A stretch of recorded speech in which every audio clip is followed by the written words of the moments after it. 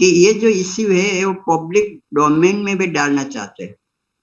इससे उसका सोच ऐसा है कि भी पब्लिक को भी अवेयर करना चाहिए। बात तो सच ही है, तो उसके मन में क्या प्लान है, तो वो भी हम विजय पालीवाल जी को आमंत्रित करने देते हैं कि वो भी अपनी बात सुनवाए।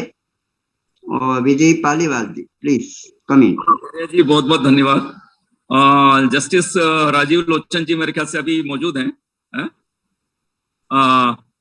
शैलेश भाई, आपने भी बहुत अच्छी चीजें, मतलब काफी चीजें बोली। सुन रहे हैं सर। हाँ राजीव जी, आपने एक चीज है कि टेक्नोलॉजी जो है that should be use for the betterment of the society. लोगों के लिए टेक्नोलॉजी भी काम आनी चाहिए। अदरवाइज क्या होता है कि हमारे जितने नेता हैं, आप देखिए कि वो भौतिक सुविधाओं के लिए तो टेक्नोलॉजी को, बेस्ट से बेस्ट टेक्नोलॉजी को काम में लेंगे, बेस्ट से बेस्ट उनको एयरप्लेन चाहिए, उनको विस्टा चाहिए, उनको हर तरह की सुविधाएं चाहिए। हाँ, लेकिन जहां तक न्याय की बात करते हैं, मतलब न्याय के लिए भी हमको जो बेस्ट से बेस्ट टेक्नोलॉजी हम कर सकते हैं वो उसको यूज करना चाहिए। क्योंकि सहज सुलभ न्याय जो है वो तो हमारे संविधान के अंदर भी ये था कि आदमी को सहज सुलभ न्याय मिलना चाहिए। That is I think under article 39 है। और उसी के लिए आप एक चीज और देखिए कि विधि सहायता प्रकोष्ठ 1987 के अंदर में, ये पार्लियामेंट के अंदर में बिल लाके पास किया गया कि लोगों को बहुत आराम से सहज सुलभ न्याय मिल जाए, और उसके हिसाब से विधि सहायता प्रकोष्ठ भी बनाए। अब एक चीज और आप देखिए, हमारे हर राज्य के अंदर में कानून मंत्री होते हैं, ये सब होते हैं, इवन पॉलिटिशियन भी हमारे लॉ मिनिस्टर होते हैं हाईएस्ट लेवल पे। हाँ?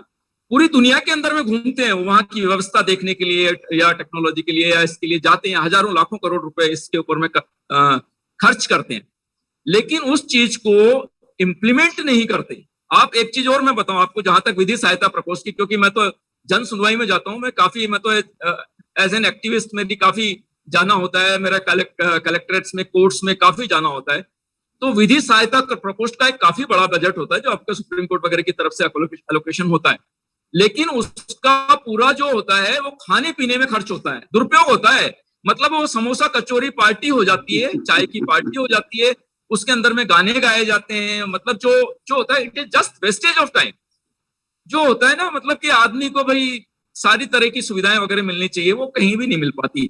एक चीज मैं आपको, और वापस टेक्नोलॉजी की बात ही अपन कर रहे हैं, कि आपने एक चीज और देखा, यूपी के अंदर में लैपटॉप बांटे गए, और मतलब कई सरकारों ने ये भी बोला कि हम लाके फोन देंगे, स्मार्टफोन देंगे, फ्री डाटा देंगे। आप स्मार्टफोन दे रहे हो, फ्री डाटा दे रहे हो, लैपटॉप दे रहे हो, तो फिर न्याय क्यों नहीं दे सकते? क्योंकि न्याय इसी माध्यम से न्याय भी आ जाएगा। मतलब जब फ्री डाटा मिल रहा है, आपको सब जगह एक्सेस मिल रही है, सब जगह आप इंटरनेट कनेक्शन। एक चीज मैं आपको बताऊं, इंटरनेट जो है आज आप जो रेलवे का देखिए, रेलवे का एक बहुत बड़ा नेटवर्क है, और इंडिया में बेस्ट जो डाटा का जो नेटवर्क है वो रेलवे का था, अभी बीएसएनएल का था। बीएसएनएल का नेटवर्क भी वो प्राइवेट में दे देंगे, यानी गवर्नमेंट को ये रखना चाहिए था। और जैसे और ये नेटवर्क अपना बहुत अच्छे से काम आता। जहां तक हम टेक्नोलॉजी की बात कर रहे हैं, अभी शैलेश भाई ने एक बहुत अच्छी बात बोली कि इसके अंदर वो डाटा सुरक्षित रहेगा। जैसे एरोप्लेन है, वो क्रैश हो जाता है, लेकिन उसका ब्लैक बॉक्स रहता है, हर चीज, हर डाटा सुरक्षित रहता है। तो आप उसको डाटा अगर रहा तो मतलब डाटा कभी मरेगा नहीं, खत्म नहीं होगा और सुरक्षित रहेगा। तो जब हम लोग अपन डिजिटल टेक्नोलॉजी की बात कर रहे हैं, इनकी सबकी चीजों की बात कर रहे हैं, और अपन इसकी राइट की भी बात कर रहे हैं कि सहज सुलभ न्याय भी मिले और सब कुछ हो, और टेक्नोलॉजी भी काम में आए। मतलब इंफॉर्मेशन और कम्युनिकेशन टेक्नोलॉजी हम लोग काम में लें, किसके लिए? कि हमारे को सहज सुलभ न्याय मिले और त्वरित गति से मिले। अदरवाइज ये बोलते हैं कि एक आदमी को न्याय, लोअर कोर्ट की मैं बात कर रहा हूं, 10 से 12 साल तो एक लोअर कोर्ट में एक छोटे से केस में लग जाते हैं। अभी मेरा एक केस चल रहा है जिसके अंदर में आप ताजुब करेंगे, अभी प्रिलिमिनरी केस जो चल रहा है, 12 साल हो गए उसमें। 12 साल में हम लोग उसमें, मतलब टीआई फाइनल नहीं हुई 12 साल के अंदर। तो क्या पोजीशन है? मतलब पोजीशन आप देखिए कि कितनी खराब है। अच्छा, आप जहां तक डाटा की इसकी बात कर रहे हैं, टेक्नोलॉजी से कितना फायदा होगा, मैं आपको, चलिए हम लोग थोड़ा सा इसको बात को ऐसे भी ले लेते हैं, रेवेन्यू कोर्ट और एडमिनिस्ट्रेटिव कोर्ट की भी अपन बात बीच में ले आएंगे। आप देखिए कि डॉक्यूमेंट सेक्शन है, आपने डॉक्यूमेंट सेक्शन बना दीजिए, रिप्लाई सेक्शन बना दीजिए, उसके अंदर में कभी भी आदमी अपनी रिप्लाईज को और डाटा को उसमें डाल दे। मतलब अदरवाइज नहीं तो टाइम पे टाइम ले रहा है, तारीखों के ऊपर में तारीखें ले रहा है। आप तो देखिए नोटिस ही सर्व नहीं होते हैं, सालों तक नोटिस सर्व नहीं होते हैं। यानी तलवाना आप देखिए, वो तलवाना वो बार बार बोलेगा साहब हमारे नोटिस ही सर्व नहीं हुए। तो बहुत सारी जो ये चीजें हैं, मतलब जो फिजिकल उसके अंदर में, कोर्ट्स के अंदर में, ये बहुत सारी प्रॉब्लम खड़ी करती हैं। ये तो हमारी खत्म होगी ही होगी। एक जो सबसे बड़ी खतरनाक जो चीज आप बोले थे कि क्रिमिनल हावी होते जा रहे हैं, हाँ? और नाउ तक जो जुडिशरी का पार्ट है वो क्रिमिनल भी तो डिसाइड करते हैं। बहुत से क्रिमिनल आपको देखा होगा कोर्ट लगा रहे हैं, यूपी में तो है ही, बहुत सारे तरह तरह के हैं जो कोर्ट चलाते हैं। ऐसे बहुत सारे दादा मिल जाएंगे आपको जो चला रहे हैं। मतलब अपन ने एक चीज और हम लोग डिस्कस इसके पहले कर चुके कि ग्राम सभा और ग्राम न्यायालय, मतलब छोटे छोटे डिस्प्यूट खत्म हो सकते थे। अब इसके बाद में मैं एक चीज और आपके ऊपर लाता हूं कि आप देखिए witness protection, particularly video conferencing से वीडियो प्रोटेक्शन जो है, विटनेस प्रोटेक्शन बहुत अच्छे से हो सकता है। आप उन्नाव वाला केस देखिए, मतलब वो अगर लड़की को कोर्ट में आने की जरूरत नहीं है, आपका काम हो जाएगा। उसको सुरक्षा, घर की सुरक्षा मिले, पुलिस की सुरक्षा मिले, वहां पे जहां पे मौजूद है, अननोन प्लेस से भी कहीं से भी वो असिस्ट कर ले, तो कम से कम उसकी जान तो, जो रिलीफ के लिए वो आ रही है, रिलीफ छोड़िए, वो तो जान की जोखिम डाल रही है। कितना खतरनाक चीजें हैं। मतलब ये खतरनाक चीजें हम लोग भी देख रहे हैं और हम लोग फेस कर रहे हैं। ये चीजें हम लोग भी फेस कर रहे हैं, एक्टिविस्ट फेस कर रहे हैं।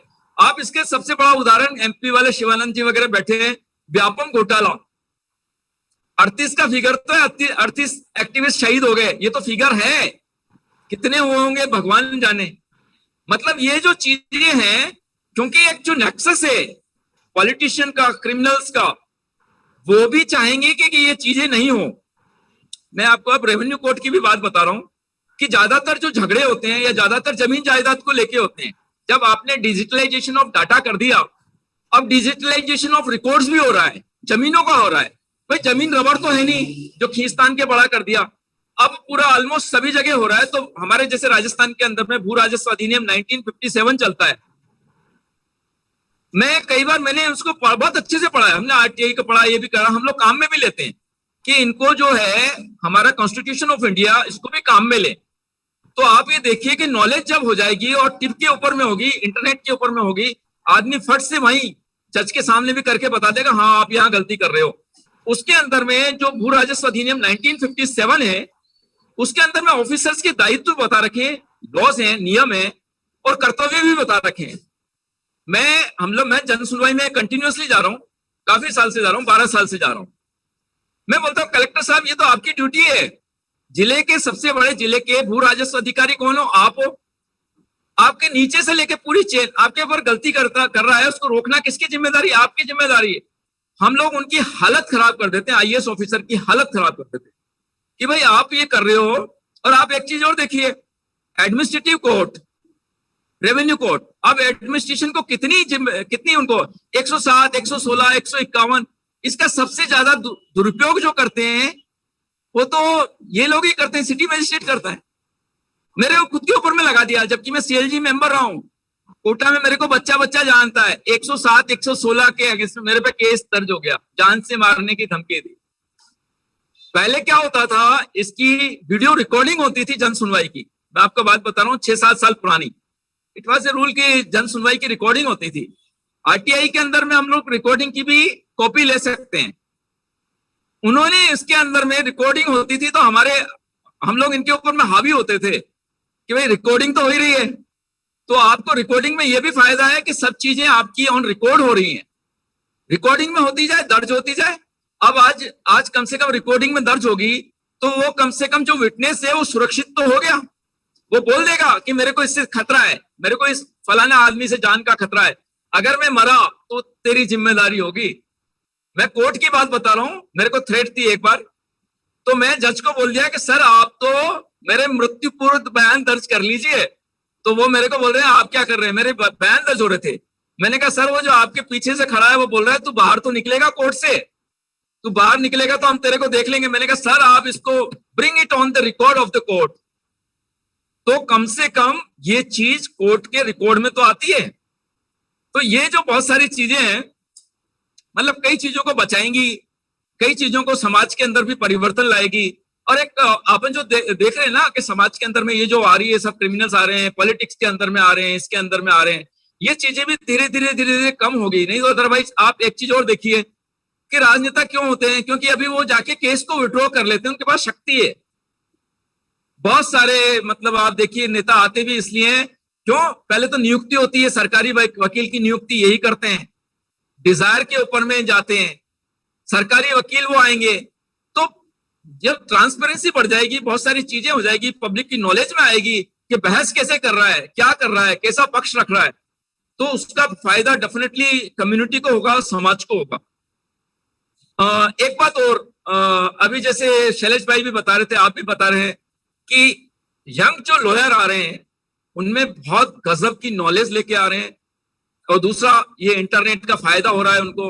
आप देखिए पहले कितने सारे किसी वकील के चल जाओ आप, पूरा किताबों से भरा रहता था। वही जो एक सीनियर और सीनियर जो लॉयर का और होता था ना, एक पर्सनैलिटी कल्ट, कम से कम उससे बाहर निकलने का मौका मिलेगा। मैंने बहुत बार देखा है, मतलब कई यंग लॉयर्स को मैं जानता हूं, उन्होंने अच्छे सीनियर लॉयर की जो सुप्रीम कोर्ट के बहुत बड़े बड़े नाम हैं, उनकी हालत खराब कर दी, बुरी तरह से हालत खराब कर दी। और आते हैं मतलब वो अच्छे से अपनी बात तो कम से कम ये वर्चुअल कोर्ट के माध्यम से रख पाते हैं। तो एक पर्सनैलिटी कल्ट के से भी बाहर आता है कम से कम सिस्टम। और एक बात जो ये थी ना कि आप एक चीज और देखिए, एक सुप्रीम कोर्ट के जज ने कहा था कि सुप्रीम कोर्ट अमीरों की सैरगाह हो गया है। तो ये तो लगता ही है, अपन जो सहज सुलभ न्याय की बात करते हैं कि एक आदमी जो जिसकी बात है उसको जायज बात रखने के लिए कोर्ट में चला जाए, और कोर्ट से फिर हाई कोर्ट में भी चला जाए, सुप्रीम कोर्ट तक भी अगर उसकी बात बहुत जायज है और उसका बहुत बड़ा इम्पैक्ट सोसाइटी के अंदर आ रहा है, तो कम से कम बात रखने का उसको मौका तो मिल जाए। अभी तो ये हो गया कि जो पिल्स वगैरह जो है, पब्लिक इंटरेस्ट लिटिगेशन वाली भी जो है, मैंने खुद ने दायर की, सुप्रीम कोर्ट के रजिस्टर में आने के बाद में भी गायब हो। मतलब कितनी खतरनाक चीज है। बालीवाल जी, sorry for disturbance.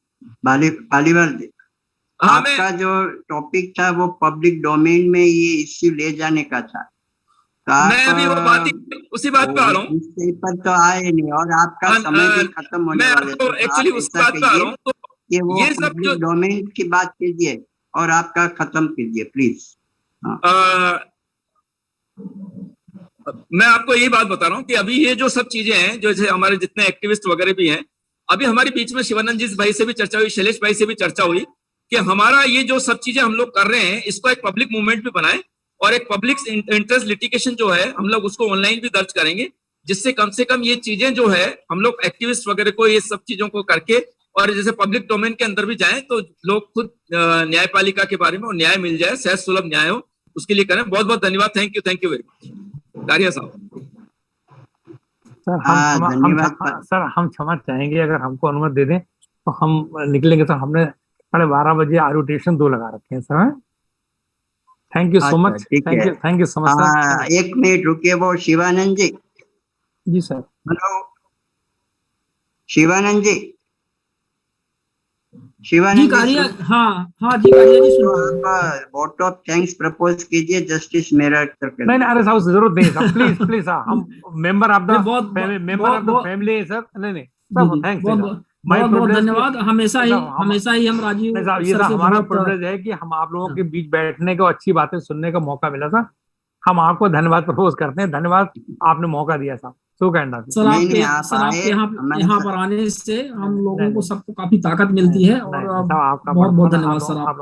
Thank you so much, नमस्कार। धन्यवाद उपस्थित रहने के लिए, अच्छी बात बताने के लिए धन्यवाद। ठीक है, आपका बिजनेस है, आप जा सकते। थैंक यू, नमस्कार सर। नमस्कार।